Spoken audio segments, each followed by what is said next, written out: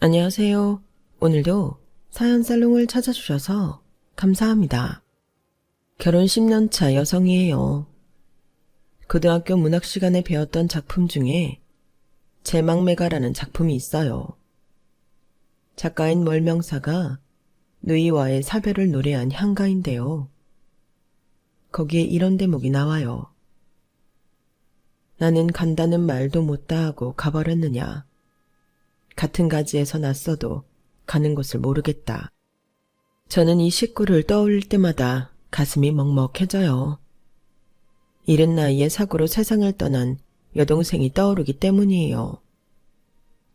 부모님이 반대하는 결혼을 하겠다고 집을 나간 동생이 한때는 정말 미웠어요. 철없던 시절 치기 어린 행동이라고 생각했거든요. 얼마나 죽고 못 사는 사랑이기에 부모 형제도 버릴 수가 있나. 그때는 그렇게 원망스럽더라고요.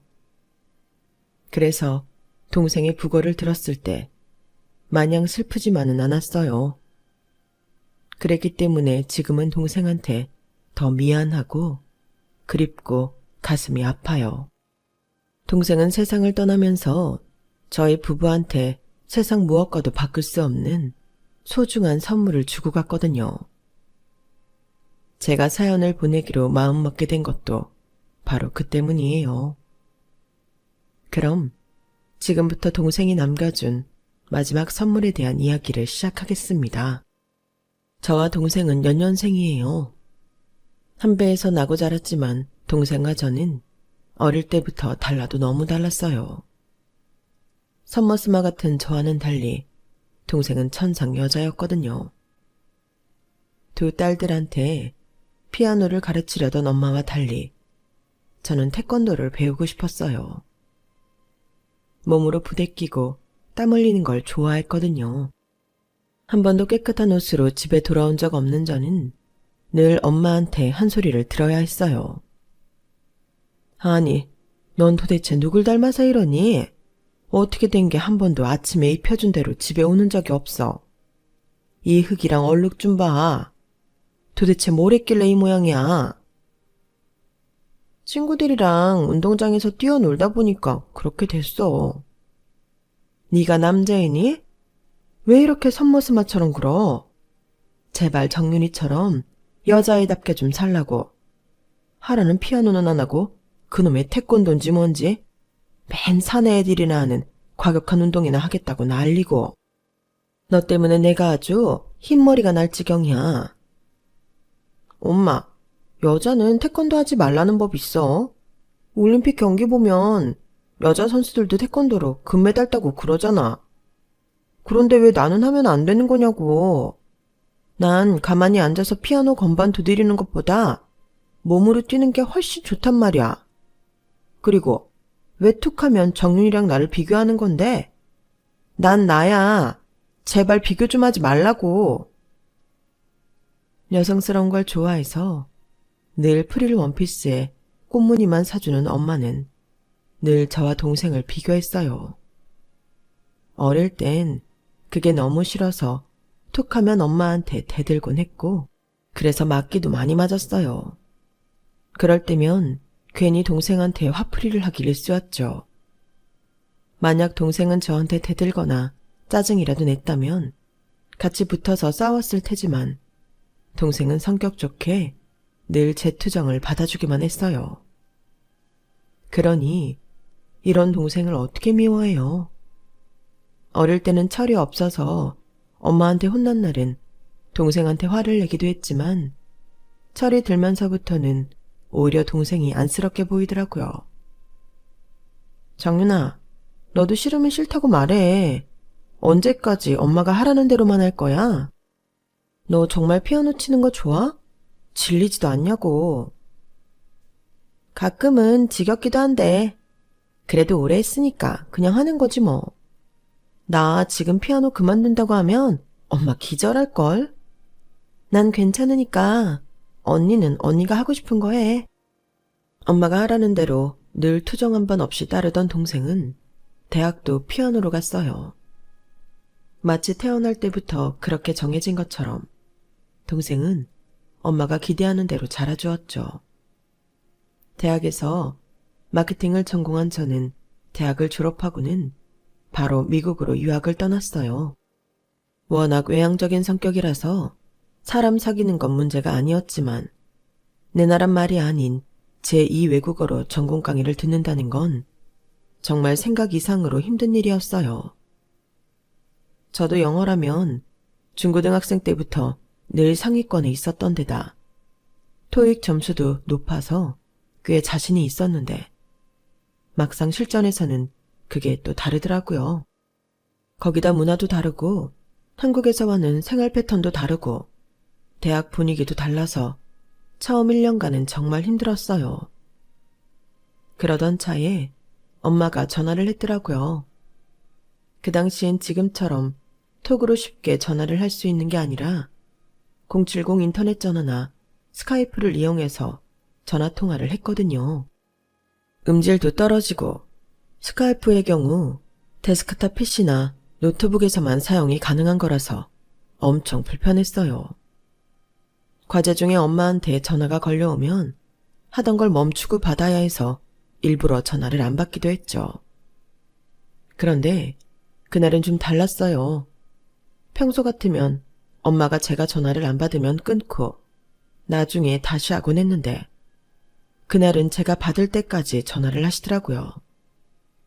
그래서 짜증 섞인 목소리로 받았죠. 아, 왜? 나 지금 레포트 작성 중이란 말이야.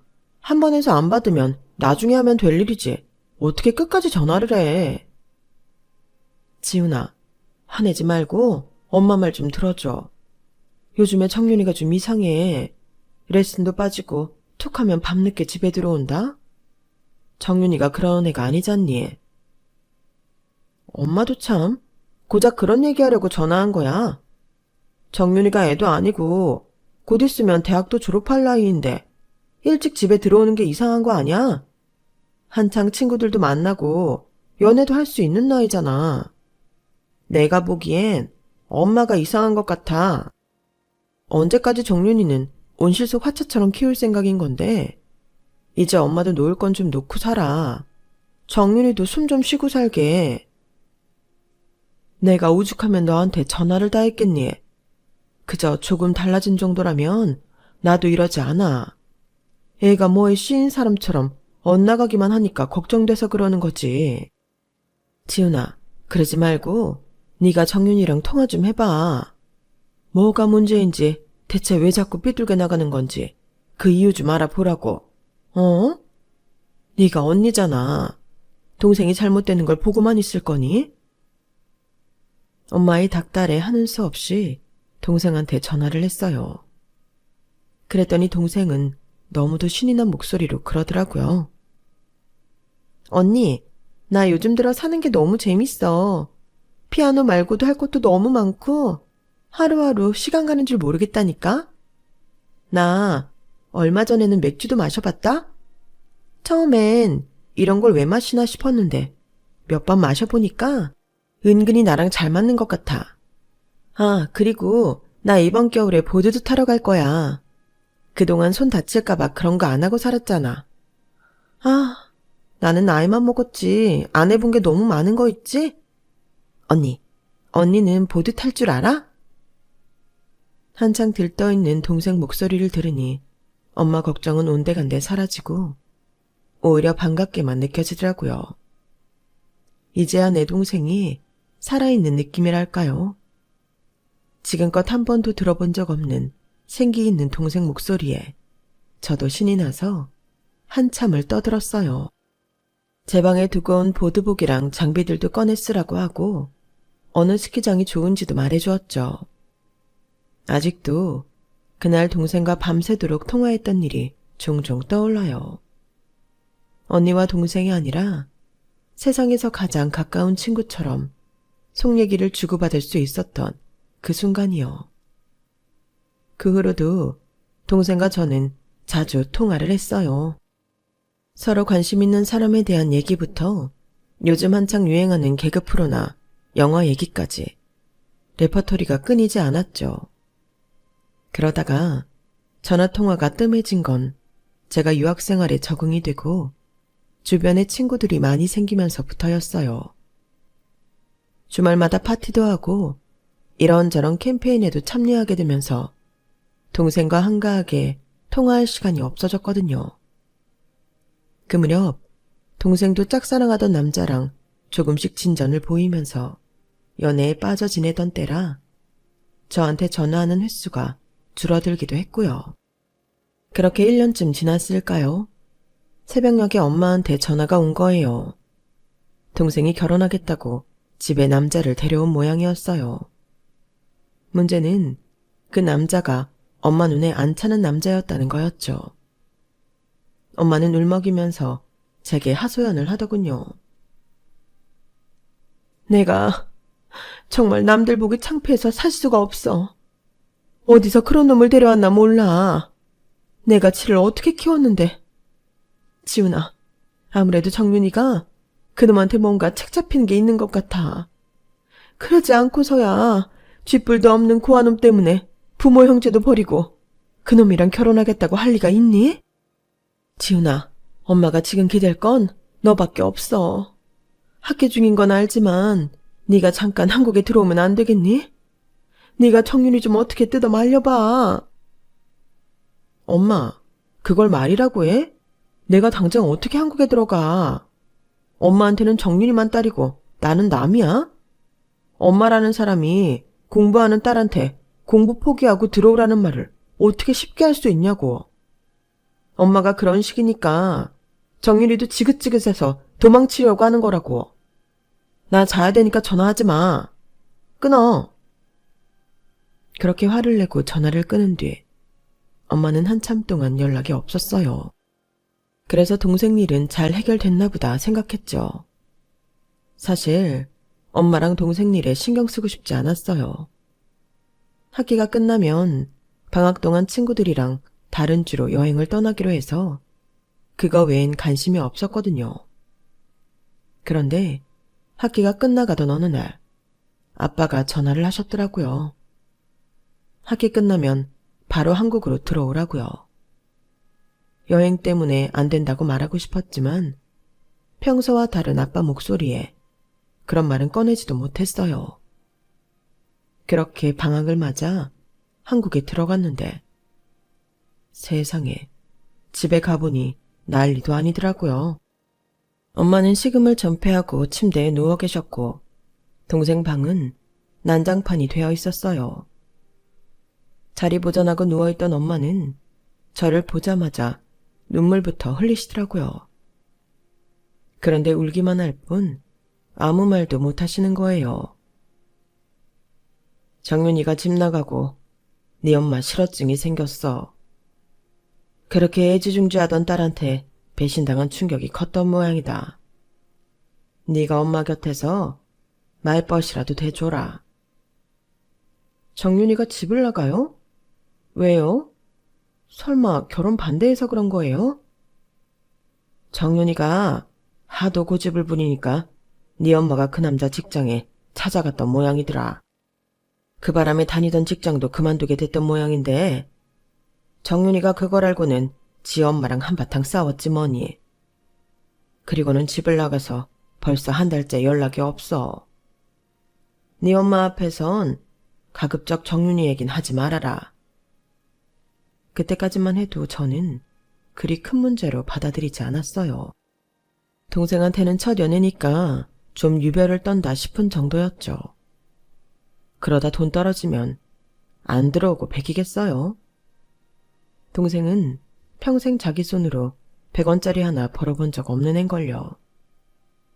엄마가 하도 끼고 산 탓에 지 손으로 밥도 못하고 심지어 라면도 끓여본 적 없을 정도였어요.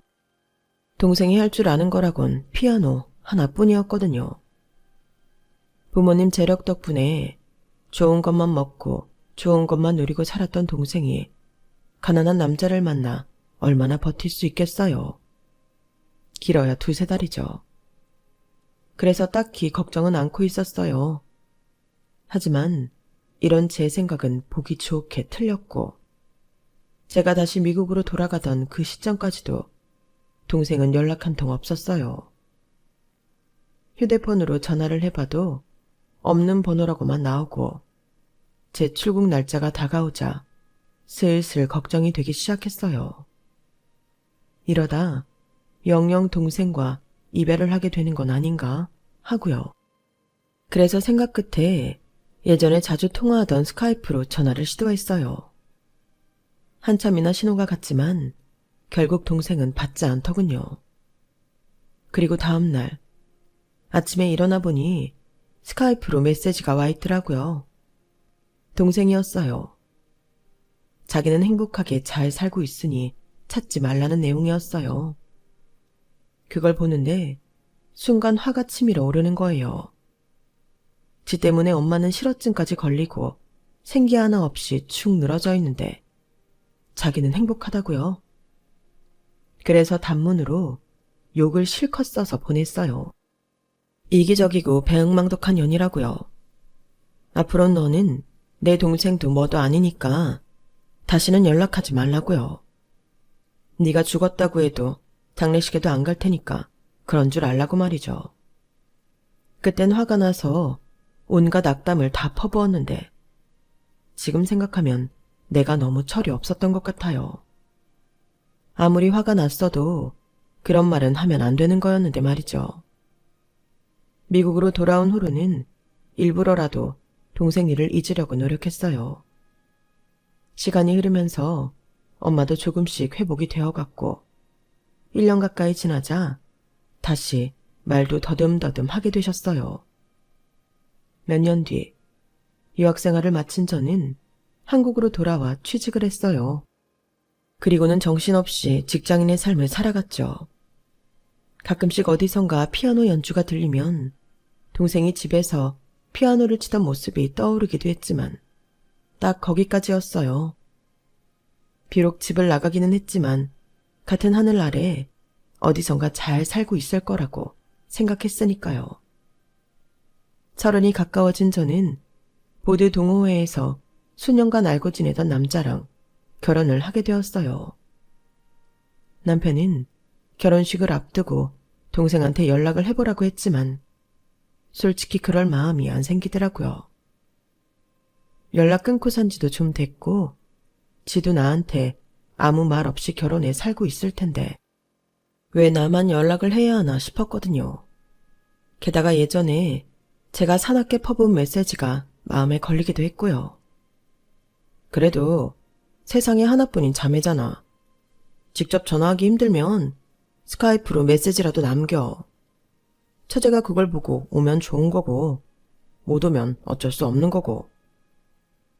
결국 남편은 제 아이디로 동생한테 메시지를 보냈어요. 하지만 단문은 없었어요. 결혼식 내내 엄마는 혹시나 동생이 오지 않을까 목을 빼고 주변을 살폈지만 끝내 동생은 제 결혼식에도 나타나지 않았어요. 괘씸한 마음만 더해진 채 그렇게 제 결혼식은 끝이 났어요. 결혼을 한 사람들은 누구나 그랬겠지만 시댁에 녹아드는 건 생각처럼 쉽지만은 않더라고요. 살아온 방식도 다르고 심지어 음식 간도 달랐으니까요. 저희 집은 간을 좀 세게 해서 먹는 편인데 시댁은 일반 가정들보다도 더 싱겁게 먹는 편이라서 제가 음식을 할 때마다 매번 짜다는 얘기를 들어야 했어요. 한두 번이면 몰라도 제 음식을 드실 때마다 그러시니 그게 스트레스가 되더라고요. 그래서 을의 시댁에 가면 음식은 준비 과정만 제가 하고 간은 시어머니가 보시게 했어요. 그랬더니 시고모님들이 그러시는 거예요. 어머, 넌 나이가 몇인데 된장찌개도 혼자 못 끓여서 시어머니 도움을 받니? 친정이 잘 산다더니 니네 집에선 손에 물도 안 묻히게 했던 모양이구나. 그러니 그 모양이지. 언니, 요즘 애들이 다 그래. 맛집이니 뭐니 찾아다닐 줄이나 알지? 지들 손으로 할 줄 아는 건 아무것도 없다고. 라면이나 끓일 줄 알면 다행이게? 얘 세아가 너 라면은 끓일 줄 아니? 설마 그것도 못하는 건 아니지? 같은 말이라도 어쩌면 그렇게 사람 기분 나쁘게 꽈서들 얘기하는지 정말 정을 붙이려야 붙일 수가 없었어요. 그런데 시고모님들 말보다 더 서운한 게 뭔지 아세요? 바로 저희 시어머니 태도예요. 남들이 자기 며느리를 공격하면 제 편을 들어주실 수도 있는 거잖아요. 게다가 제가 음식을 못하는 것도 아니고 시댁과는 간이 안 맞아서 일부러 간을 안 잡는 걸 알면서도 이런 방구 안 하시고 시고모님들 말에 고개만 끄덕이시지 뭐해요. 고모님들이 자기 며느리들 자랑을 할 때면 세상 부럽다는 표정으로 이러세요. 고모는 참 좋겠다. 그런 며느리를 다 드리고. 나한테는 그런 복은 없나 봐요. 이러지 뭐해요. 고모님 며느리가 결혼할 때 여우 목도리를 시어머니 선물로 해왔다고 어찌나 부러워하시는지. 전요, 결혼할 때 시어머니한테 명품 백을 해드렸어요. 여우 목도리에 수십 배나 되는 걸로요. 그런데도 그런 얘기는 입도 뻥끗 안 하세요. 왜 그러는지 아세요? 당신 집이 저희 집에 비해 한참 기우는 게 못마땅해서 그러시는 거예요. 그러면 받지나 말 것이지 무슨 날만 되면 어찌나 티가 나게 선물을 바라시는지. 제가 남편보다 회사 직급이 높고 월급이 많은 것도 시어머니한테는 불만이었어요.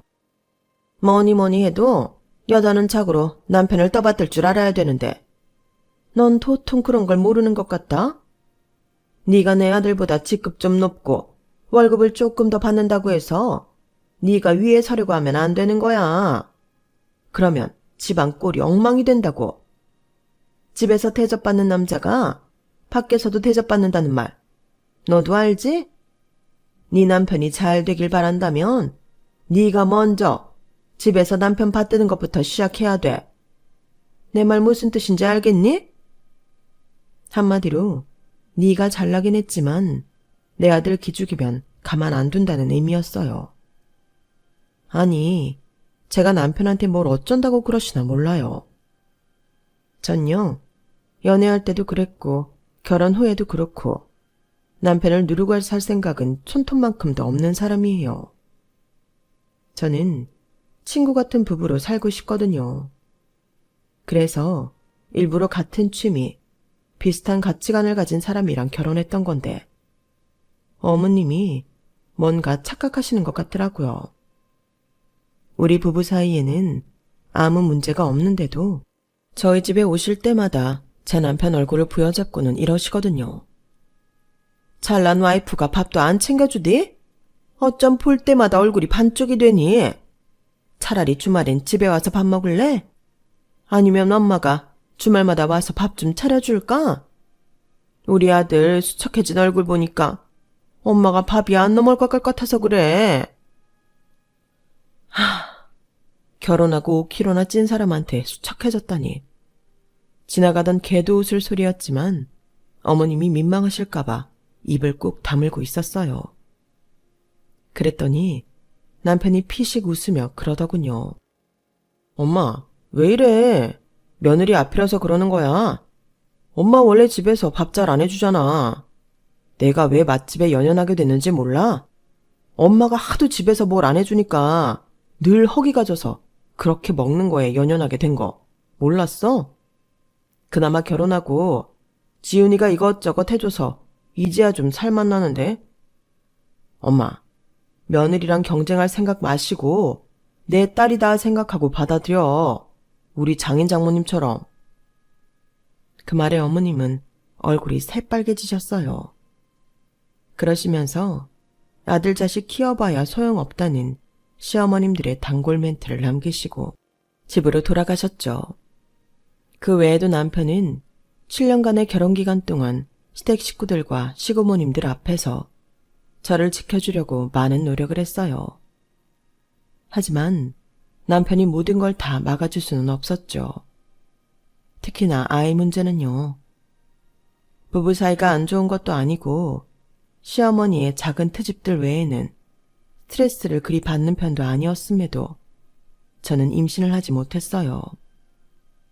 난임 클리닉에 가서 검사를 받아봤지만 남편도 저도 둘 다 정상이라는 검사 결과만 나올 뿐 아무 이상이 없는데 말이죠. 안 그래도 저랑 저희 친정에 대해 자격지심이 있는 시어머니는 애 문제로 저를 압박하곤 하셨어요. 툭하면 시댁에 불러 시고모들 앞에서 손주 타령을 하시면서요. 난 정말 손주 안아보는 것 외에는 아무것도 소원이 없어요.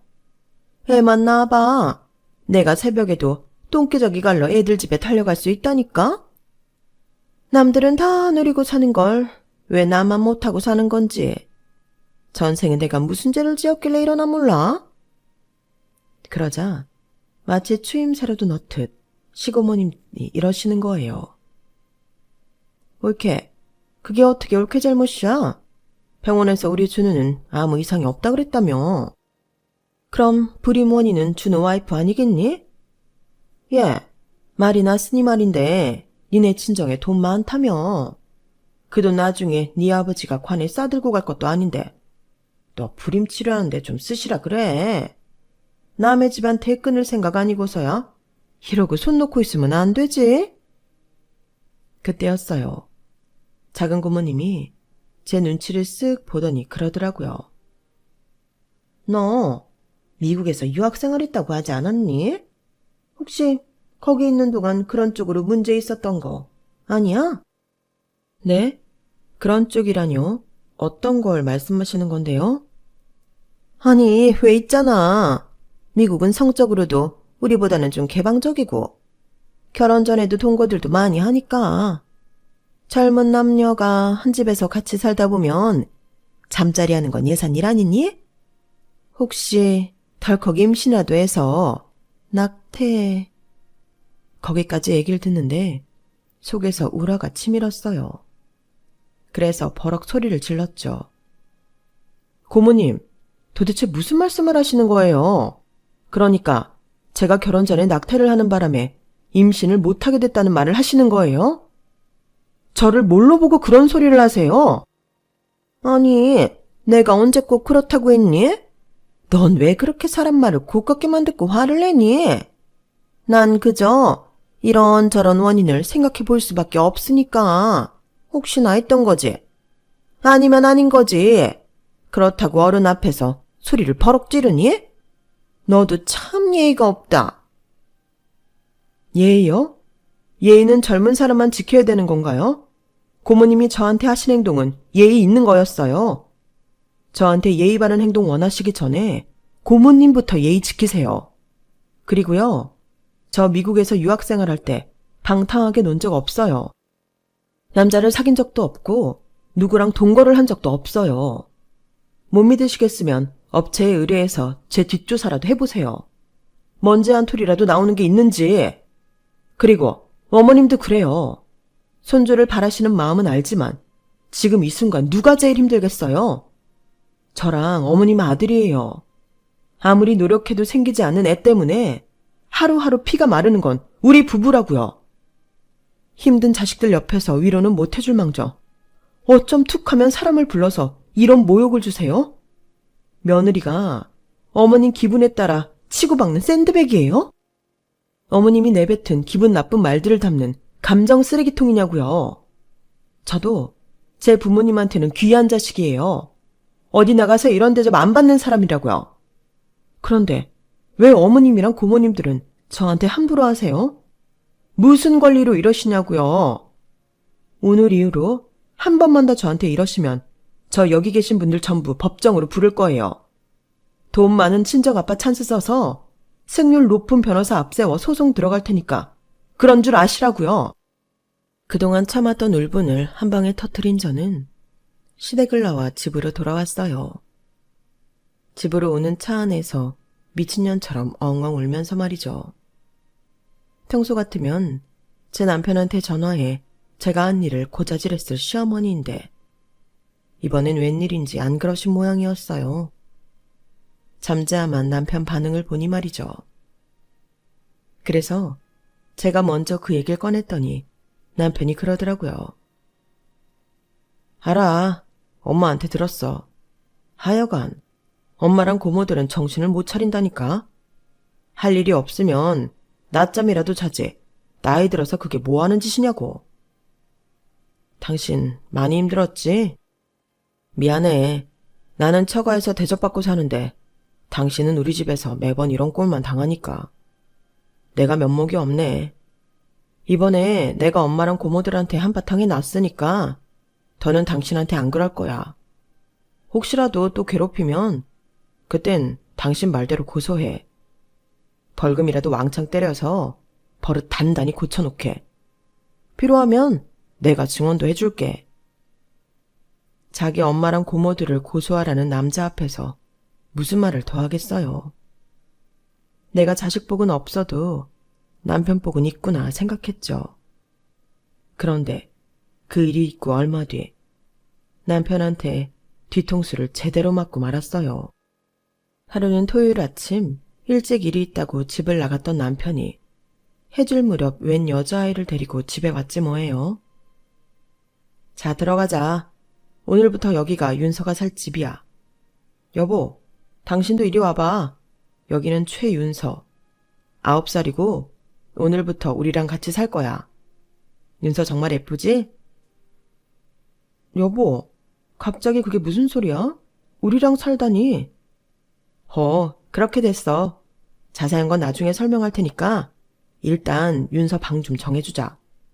손님 방에 침대도 있으니까 일단 거기로 갈까? 남편은 여자아이를 데리고 손님 방으로 갔어요. 저는 황당한 표정으로 그 모습을 지켜볼 뿐이었죠. 생각할수록 기가 차더라고요. 이건 아이가 예쁘고 말고의 문제가 아니잖아요. 개나 고양이를 키울 때도 부부가 서로 상의를 하기 마련인데 하물며 사람을 집에 들이면서 이런 방구도 없었다는 게 말이 되나요? 소파에 앉아 열을 식히고 있는데 남편이 아이를 손님방에 두고 거실로 나오더라고요. 일단은 애 앞에서 목소리를 높일 수는 없어서 남편을 데리고 집 밖으로 나왔어요. 쟤 누구야? 누군데 나한테 상의도 없이 우리 집에 데려온 거야? 그게 사정이 좀 있었어. 나도 갑자기 연락을 받고 간 거라서 애 문제는 예상을 못했거든. 여보, 다른 건 몰라도 일단 애는 우리가 데리고 있으면 안 될까? 저 어린 게 돌봐줄 사람이 없다더라고. 내가 이렇게 부탁할게. 남편은 어떻게든 애를 지켜야 한다는 생각뿐인 것 같았어요. 그런 모습이 저를 더 가슴 아프게 한다는 건 모르는 것 같더군요. 아내한테 통사정을 하면서까지 함께 살아야 하는 애. 그게 뭘 의미하는 거겠어요? 자기 친자식이 아니라면 누가 그런 행동을 하겠냐고요. 남편이 했던 말들을 하나하나 곱씹어 보았어요. 사정이 있었다. 갑자기 연락을 받고 나갔다. 애 문제는 예상을 못했다. 애를 돌봐줄 사람이 없다. 퍼즐 조각을 맞추듯 아무리 이리저리 맞춰봐도 나오는 결과는 하나였어요. 저 여자아이는 남편의 아이라는 거였죠. 애 나이가 9살인 걸 보면 애 엄마는 적어도 10년 전에는 만났던 사람이고 그렇다면 저랑 만나기 전이었으니까 아이 엄마는 남편의 이전 애인쯤 되겠네요. 애 존재는 몰랐다고 했으니 여자랑 헤어지고 저랑 결혼할 때까지 아무 일 없다가 갑자기 전화를 받고 가보니 여자는 없고 애만 딸랑 남아 있었다. 여자가 죽었는지 도망을 갔는지는 모르겠지만 대략 이런 그림이 그려지더라고요. 어찌됐든 지금 내 집 손님방에 있는 9살짜리 아이가 내 남편의 아이라는 사실이 중요했어요. 나를 만나기 전에 생긴 아이라고 해도 제게는 그저 남편과 다른 여자 사이에서 생긴 아이일 뿐이었죠. 거기까지 생각이 미치고 나니 온몸이 바들바들 떨리는 게 진정이 안 되더라고요. 누구한테라도 속 시원하게 털어놓고 내가 어떻게 하면 좋을지 상의하고 싶었지만 그럴 만한 사람은 아무도 없었어요. 그때 문득 여동생이 떠오르더라고요. 예전 같았으면 동생한테 모든 사실을 털어놓고 같이 고민했을 텐데 그럴 수 없다는 사실에 가슴만 더 시렸어요. 결국 확실한 물증부터 확보해야겠다는 생각에 남편 몰래 아이가 사용하던 칫솔과 남편의 칫솔을 가지고 유전자 검사를 의뢰했어요. 당연히 100%에 가까운 수치로 부녀지간이라고 결과가 나오겠지만 그래도 일단은 확인이 필요했거든요. 그런데 생각지도 못한 결과가 나온 거예요. 둘 사이는 부녀지간으로 볼 수 없다는 결과가 나왔거든요. 일치하는 유전자가 거의 없는 거예요. 순간 머릿속이 복잡해지더라고요. 회사에서 일을 하면서도 도대체 여자아이의 정체는 뭘까?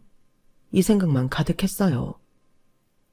제가 이런 생각에 빠져있는 사이 홀로 아이의 전학수속도 하고 아이 방까지 꾸민 남편은 그 주 주말 제 친정 부모님을 집으로 초대를 했어요. 남편을 제외하고 다들 영문을 모른 채 멀뚱거리며 소파에 앉아 있었죠. 그때였어요. 남편은 서류 봉투를 들고 오더니 저희 아빠한테 건네더군요. 몇 장의 서류를 넘겨보시던 아빠는 눈시울을 붉히시며 아이한테 손을 내미셨어요. 긴장한 표정의 아이는 저희 아빠 손을 잡아들였고 아빠는 아이를 끌어당겨 품에 안으시며 눈물을 흘리셨죠. 얘가 우리 정윤이 딸이라는구만. 그 말에 엄마랑 저는 아무 말도 못하고 입만 떡 벌리고 있었어요. 이내 정신을 차린 엄마는 제 남편한테 이게 어떻게 된 거냐고 물었고 남편은 무거운 표정으로 말을 이어갔어요. 제가 남편과 결혼을 앞두고 있던 무렵 남편이 스카이프로 보낸 메시지를 받은 동생은 한참 뒤 메시지에 적힌 남편 전화번호로 연락을 했던 모양이었어요. 그 당시 동생은 병든 남편의 병수발을 하며 아이를 키우고 있었다더군요. 남편은 제 동생한테 지금이라도 부모님을 찾아뵙는 게 낫지 않겠냐고 했지만 동생은 싫다고 거절을 했대요. 부모님이 반대하는 결혼을 했는데 행복하게 사는 모습은 못 보여드릴 망정 힘들게 사는 꼴을 보일 수 없다고요. 혹시라도 자기 사는 모습을 부모님한테 알린다면 형부랑도 연락을 끊겠다고 해서 남편은 저한테도 입을 다물 수밖에 없었다고 했어요.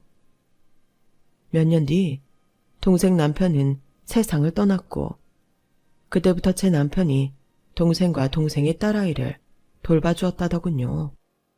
생활은 동생은 피아노 학원을 하고 있어서 큰 문제는 없었지만 조카가 자라면서 아빠 손이 필요할 때가 종종 있었고 그럴 때마다 남편이 유치원이고 학교고 찾아가 아빠 노릇을 해줬다고 했어요. 그렇게 모녀가 잘 살아갈 줄 알았는데 얼마 전 조카한테 전화가 왔고 전화를 받고 나간 남편은 그제야 제 동생이 얼마 전에 사고로 세상을 떠났다는 걸 알게 된 거예요. 전화를 받고 가보니까 윤서가 임시보호시설에 있더라고. 처제가 교통사고로 세상을 떠나고 맡아줄 보호자가 없어서 시설에 보내졌던 모양이에요. 다행히 윤서가 내 전화번호를 알고 있어서 뒤늦게라도 연락을 했더라고요. 그날 바로 윤서를 데리고 집으로 왔습니다.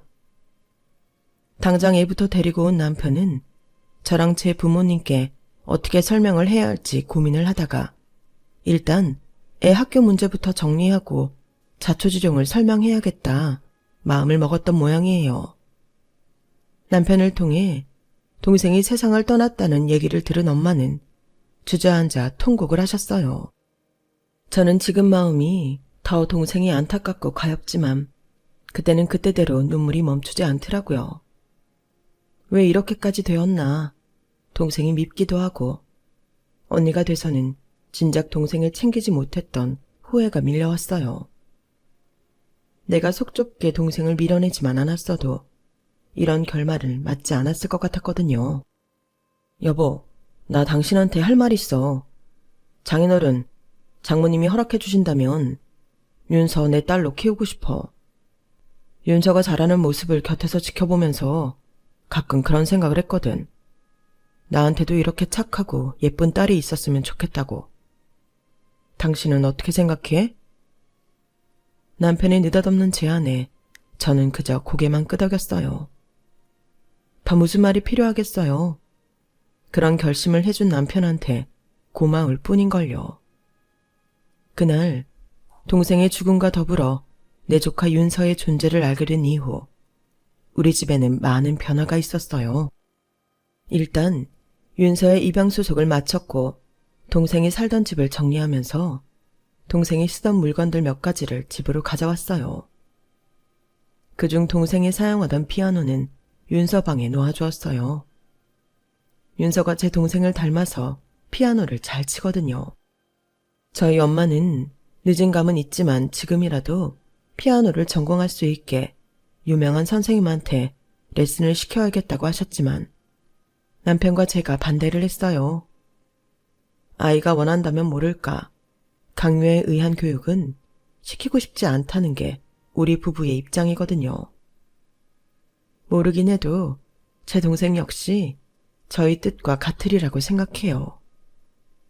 남편의 외도를 의심하며 잠시 지옥 속에서 살았던 저는 동생이 남겨준 윤서라는 선물을 통해 어느 때보다 행복한 나날을 보내고 있어요.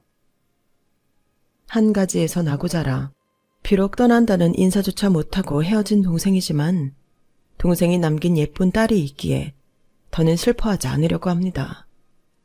앞으로 우리 가정엔 눈물이 아닌 웃음이 가득할 테니까요. 지금까지 제 사연을 들어주셔서 감사합니다. 들어주신 분들 모두 매일매일 행복하시길 진심으로 바랍니다. 여러분, 사연 댓글에 응원과 현명한 조언 부탁드려요. 좋아요와 구독은 저에게 큰 힘이 됩니다. 오늘도 좋은 일 가득하세요.